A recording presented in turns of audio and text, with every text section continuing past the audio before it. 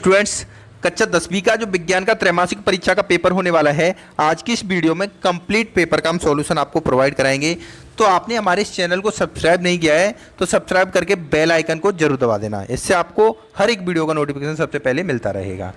तो गाइस, आप यहाँ पर पहला क्वेश्चन देख सकते हो जिसमें आपको सही विकल्प ऑब्जेक्टिव क्वेश्चंस पे क्लिक करना है, यानी राइट आंसर क्या होगा।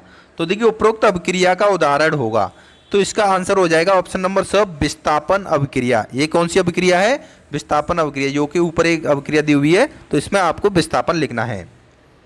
गाइस, दूसरा क्वेश्चन है, निम्न में से कौन सा प्रबल अम्ल नहीं है? तो इसका आंसर हो जाएगा HNO3। कौन सा? HNO3 ये एक प्रबल अम्ल नहीं है। तीसरा क्वेश्चन है, वृक्क की छनन इकाई कहलाती है, तो यह नेफ्रॉन कहलाती है। क्या कहलाती है? नेफ्रॉन। क्वेश्चन नंबर 4 है, स्वपोषी पोषण के लिए आवश्यक है। क्या आवश्यक है? तो ऑप्शन नंबर डी इसका राइट आंसर हो जाएगा, उपरोक्त सभी। इसके बाद देखिएगा, पांचवा क्वेश्चन है, यहाँ पर पूछा गया है, पांचवें क्वेश्चन है, तारों के टिमटिमाने का क्या कारण है? तो वो इसका कारण है अपवर्तन के कारण तारे टिमटिमाते हैं। गाइस, छठवां क्वेश्चन देखिए, प्रकाश संश्लेषण की क्रिया पौधे के किस भाग में होती है? तो यह पत्ती में होती है। प्रकाश संश्लेषण की क्रिया पौधे के पत्ती में होती है। सातवां क्वेश्चन है, आहार नली के किस भाग में भोजन का पूर्ण पाचन होता है? तो ये छोटी आंत या क्षुद्रांत जिसको हम बोलते हैं। आठवां क्वेश्चन है, रंध्र में उपस्थित रचना होती है, तो उसको बोलते हैं हम रंध्र छिद्र। क्या बोलते हैं? रंध्र छिद्र। इसके बाद हम बात करेंगे खाली रिक्त स्थान की। तो देखिए, पहला क्वेश्चन है, गोलीय दर्पण की फोकस दूरी उसकी वक्रता त्रिज्या की आधी होती है। पहले क्वेश्चन में क्या आ जाएगा? आधी आ जाएगा, आधा, हाफ। दूसरा क्वेश्चन है, पौधों में खाद्य पदार्थों का स्थानांतरण तो जाइलम ऊतक के द्वारा होता है। कौन से ऊतक के द्वारा होता है? जाइलम। तीसरा क्वेश्चन है, मानव फेफड़ों की इकाई कायक ये सरल विसरण के विनिमय में सहायक करती है। किसके? सरल विसरण। इसके बाद देखिए, चौथा क्वेश्चन है यहाँ पर, सरीसृप के हृदय में कितने कच्चे होते हैं? 4 कच्चे होते हैं, 4। पांचवा क्वेश्चन है, लोहे में जंग लगना यह कौन सी अभिक्रिया? ये रासायनिक अभिक्रिया। इसमें क्या आ जाएगा? रासायनिक। छठवां क्वेश्चन है, ऐसी अभिक्रिया जिसमें 2 या 2 से अधिक अभिकारक संयुक्त होकर एकल उत्पाद का निर्माण करते हैं, तो ऐसी अभिक्रिया को हम संयोजन अभिक्रिया कहते हैं। इसमें क्या आ जाएगा? संयोजन अभिक्रिया।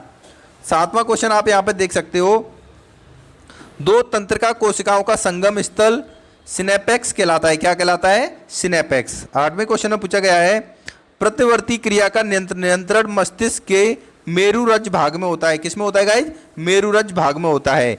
इसके बाद हम यहाँ पर बात करेंगे आपकी सही जोड़ी की। तो सही जोड़ी में आप देख सकते हो, ब्रंजक चूर्ण का क्या फॉर्मूला होता है? CaOCl2, इससे मिल जाएगा। प्लास्टर ऑफ पेरिस का क्या फॉर्मूला होता है? CaSO4 2H2O। जिप्सम क्या होता है? CaSO4.12H2O। उसके बाद देखिए, ऑक्जेलिक अम्ल का फॉर्मूला होता है COOH का होल ट्वाइस। और एंड इसके बाद आता है सिरका का फॉर्मूला होता है CH3COOH। इसके बाद देखिएगा, फेरस सल्फेट, इसका होता है FeSO4। सिल्वर क्लोराइड की मैं बात करूं तो AgCl होता है, और ग्लूकोज की बात करूं तो C6H12O6 इसका फॉर्मूला होता है। तो सही जोड़ियां आपको कुछ इस तरीके से मिलानी पड़ेंगी। इसके बाद हम चलते हैं एक वाक्य में उत्तर वाले प्रश्न किस तरीके से हैं। तो पहला क्वेश्चन है, नींबू और संतरे में उपस्थित अम्ल का नाम लिखिए।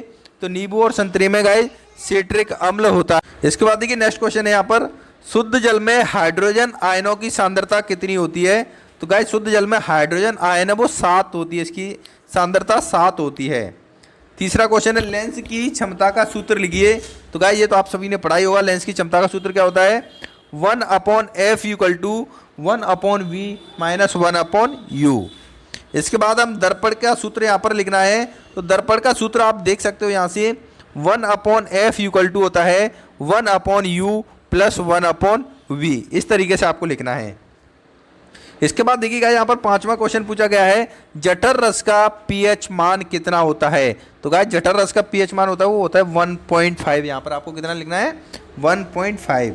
छठवां क्वेश्चन पूछा गया है, वाहनों में पीछे के ट्रैफिक को देखने के लिए कौन सा दर्पण लगाया जाता है? तो इसके लिए गाइस, यहाँ पर उत्तल दर्पण का इस्तेमाल किया जाता है। कौन सा दर्पण?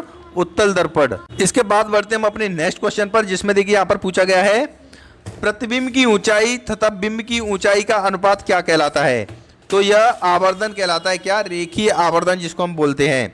इसके बाद गाइस देखिए 8वां क्वेश्चन है, ऐसा लेंस जो प्रकाश की किरणों को एक बिंदु पर केंद्रित कर देता है क्या कहलाता है? तो गाइस ऐसे लेंस को हम कहते हैं उत्तल लेंस। तो उत्तल लेंस, ये सभी इंपॉर्टेंट क्वेश्चन है गाइस क्लास 10 साइंस के पेपर के लिए। इन सभी क्वेश्चंस को आपको याद करना बेहद जरूरी है। इसके बाद नेक्स्ट क्वेश्चन यहाँ पर पूछा गया, प्लास्टर ऑफ पेरिस के आपको उपयोग लिखने हैं। तो गाइस प्लास्टर ऑफ पेरिस के क्या उपयोग है?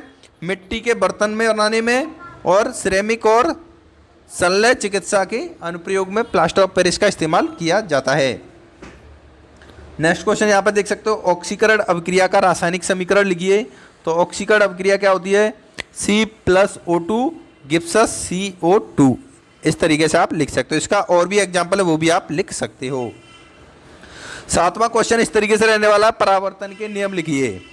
तो देखिए इसमें पहला क्वेश्चन है, आपतित किरण परावर्तित किरण अभिलंब एक ही तल में होते हैं। उसके बाद आप यहाँ पर दूसरा नियम देख सकते हो, आपतन कोण परावर्तन कोण के बराबर होता है। और तीसरा नियम है, परावर्तित किरण की आवृत्ति एवं चाल अपरिवर्तित रहती है। इसके बाद देखिए यहाँ पर गाइस 8वां क्वेश्चन पूछा गया है, रक्त दाब क्या है? तो रक्त वाहिकाओं की दीवारों के विरुद्ध जो दाब लगता है उसे हम रक्त दाब कहते हैं। इसके बाद यहाँ पर 9वां क्वेश्चन है, हमारे शरीर में वसा का पाचन कैसे होता है? तो इसका आंसर चलिए देख लेते हैं। तो छोटी आंत में होता है वसा का पाचन, जिसे हम क्षुद्रांत भी बोलते हैं। तो क्षुद्रांत में वसा बड़ी गोलिकाओं के रूप में होता है, जिसमें उस पर एंजाइम का कार्य करना मुश्किल हो जाता है। लीवर द्वारा स्रावित पित्त लवण उन्हें छोटी गोलिकाओं में खंडित कर देता है, जिससे एंजाइम की क्रियाशीलता बढ़ जाती है। यह इमल्सीकरण क्रिया कहलाती है। पित्तरस अम्लीय माध्यम को क्षारीय बनाता है ताकि अग्नाशय से स्रावित लाइजोल एंजाइम क्रियाशील हो सके। तो इसका आंसर ये हो जाएगा। इसके बाद बढ़ते हैं हम नेक्स्ट क्वेश्चन की तरफ। संयोजन अभिक्रिया किसे कहते हैं? उदाहरण सहित बताइए। तो देखिए संयोजन अभिक्रिया की डेफिनेशन ये देख सकते हो, यानी वे रासायनिक अभिक्रियाएं जिनमें दो या दो से अधिक तत्व या यौगिक संयुक्त होकर एकल उत्पाद बनाते हैं, संयोजन अभिक्रिया कहलाती है। इसके एग्जाम्पल आप यहाँ पे देखने को मिल जाएंगे, यानी C+O2 गिब्सस CO2 और CaO+H2O गिब्सस CaOH का होल ट्वाइस। इसके बाद देखिए गाइस नेक्स्ट क्वेश्चन है, उस दर्पण का नाम बताइए जो प्रतिबिंब सीधा तथा अवर्धित प्रतिबिंब बना सके। बात देखते हैं गाइस हम अगला क्वेश्चन। यहाँ पर एक न्यूमेरिकल पूछा गया है, एक 40 सेंटीमीटर फोकस दूरी के उत्तल लेंस की क्षमता क्या होगी? जी हाँ गाइज, आप इसका यहाँ पर स्क्रीनशॉट ले सकते हो। पूरे क्वेश्चन का यहाँ पर सॉल्यूशन कर दिया गया है। इसके बाद देखिए प्रकाश संश्लेषण रासायनिक समीकरण लिखिए। प्रकाश संश्लेषण अभिक्रिया होती है, उसका रासायनिक समीकरण आपको लिखना है। तो आप यहाँ से इसको लिख सकते हो। उसके बाद देखिए रक्त एवं लसिका में अंतर बताने आपको गाइज। तो रक्त और लसिका में अंतर ये आपको नॉर्मली कहीं से भी मिल जाएंगे। उसके बाद जितने भी क्वेश्चन है गाइज इस वीडियो में बताना बहुत मुश्किल हो रहा है, काफ़ी लंबी वीडियो हो रही है। तो टेलीग्राम चैनल की लिंक डिस्क्रिप्शन में मिल जाएगी, ज्वाइन कर लेना। वहाँ पर मैं इसकी आपको PDF फाइल प्रोवाइड करा दूंगा। या फिर मैं इसका एक वीडियो का पार्ट 2 अगर आपको चाहिए तो मुझे कमेंट करके बताना, मैं पार्ट 2 भी प्रोवाइड करा दूंगा।